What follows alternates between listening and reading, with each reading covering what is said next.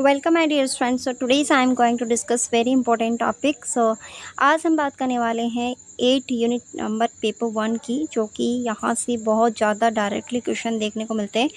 ये जो 5 ईयर्स के पेपर है, वहाँ से मैंने जो है वन लाइनर में इसको फॉर्मेट किया है ताकि आपको रिवीजन करने में थोड़ा आसानी हो। और ये क्विकली रिवीजन नोट्स है। अगर आप इसको लेना चाहते हो तो आप मुझे व्हाट्सएप मैसेज कर सकते हैं नंबरों पे, और स्क्रीन पे आपको शो हो रहे नंबर। आपको मैं बता दूं कि इसका हम रिवीजन करने वाले हैं। जैसे ROM is a non volatile memory, आपको याद कर लेना है। ये बहुत बार एनटीए के थ्रू पूछा गया है।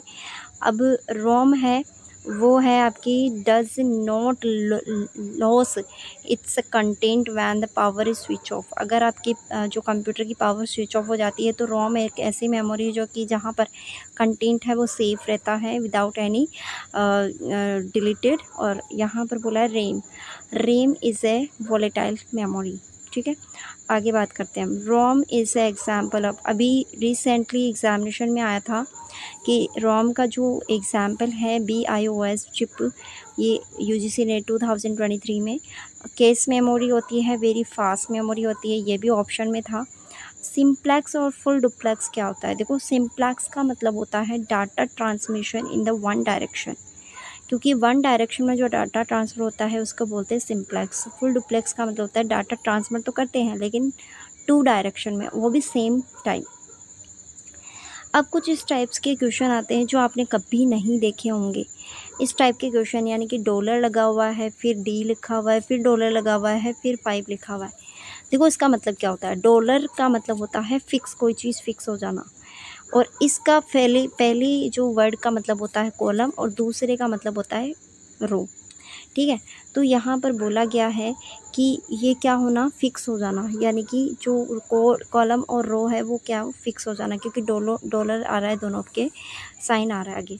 अब देखो कॉलम पे साइन नहीं आ रहा लेकिन रो के आगे साइन आ रहा है, तो मतलब रो क्या हो गई, फिक्स हो गई। अब यहाँ पे दोनों में ही डॉलर साइन नहीं है, तो यहाँ पर रो और कॉलम क्या है, चेंजेबल है। अब यहाँ पे डॉलर है और डी है और 5 है, तो डॉलर यानी कि कॉलम के आगे डॉलर लगा हुआ है, तो कॉलम क्या रहेगा, फिक्स रहेगा। ठीक है, आगे देखो, कुछ मैच ऑफ द फॉलोइंग के क्वेश्चन थे जिसमें टिम बर्नर्स ने जो है वर्ल्ड वाइड वेब की खोज की थी। ठीक है, फिर है फ्रेड कोहेन जिसने वायरस की खोज की थी यहाँ पे, और चार्ल्स बेबेज तो सभी जानते हो, one of the most of the father of the modern computer. फिर है जॉन वैन न्यूमैन, ये है आपके कंप्यूटर आर्किटेक्चर के फाउंडर। नेक्स्ट हम बात करते हैं यहाँ पे वॉर्म। वॉर्म बहुत ही फेमस एक यहाँ पर कह सकते हैं कि सॉफ्टवेयर है, और ये सॉफ्टवेयर ऑप्शन में गिवन था, तो हार्डवेयर और सॉफ्टवेयर गिवन था, तो ये ओनली सॉफ्टवेयर है।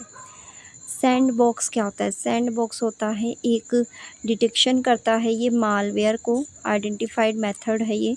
फिर है कुकीज़, ये बहुत बार आया है एग्जामिनेशन में UGC नेट में, जो मालवेयर आइडेंटिफिकेशन मेथड है। स्पैम की बात करते हैं, सो recipients on the mailing lists which is the blocks or the clutter their inboxes। ठीक है, यानी कि यहाँ पर मेलिंग का इस तरीके से क्लस्टर आना स्पैम कहलाता है।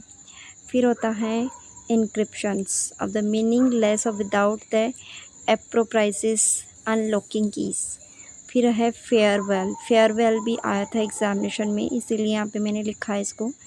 और ये hardware and software that are the positional because of user of the computer and external network and filter data, ये का यही दिया हुआ था, तो आपको याद कर लेना है। अब बात करते हैं हम रैम और रोम में डिफरेंस क्या है, बिकॉज़ ये भी बहुत बार क्वेश्चन आया हुआ है UGC नेट एग्जामिनेशन में। सो रैम की फुल फॉर्म आप सभी जानते हो, रैंडम एक्सेस मेमोरी होता है। रोम की full form read only memory होता है। अभी जस्ट मैंने बताया कि RAM is a temporary memory and ROM is the permanent memory. RAM is the volatile memory and ROM is a non volatile memory। Next यहाँ पर बताया गया है कि it is a high speed memory, यानी कि जो रैम है वो हाई स्पीड मेमोरी है। It is much slower than the RAM, यहाँ पे रैम लिखा हुआ है, ठीक है। तो including D RAM, S RAM, S D double D R और एस डी रैम, और इसमें इंक्लूड किया जाता है P ROM, E P ROM, double E P ROM. ये इसकी तो फुल फॉर्म पूछी जा चुकी है ऑलरेडी। तो use of the gaming video editing software development, इसका यूज़ किया जाता है। रैम का यूज़ इसमें किया जाता है, और रोम का यूज़ किया जाता है बायोस चिप में, ऐप लॉन्चेस में, ठीक है। आगे हम बात करते हैं, ये बिट और बाइट वाला तो बहुत ही ज़्यादा फेमस क्वेश्चन है।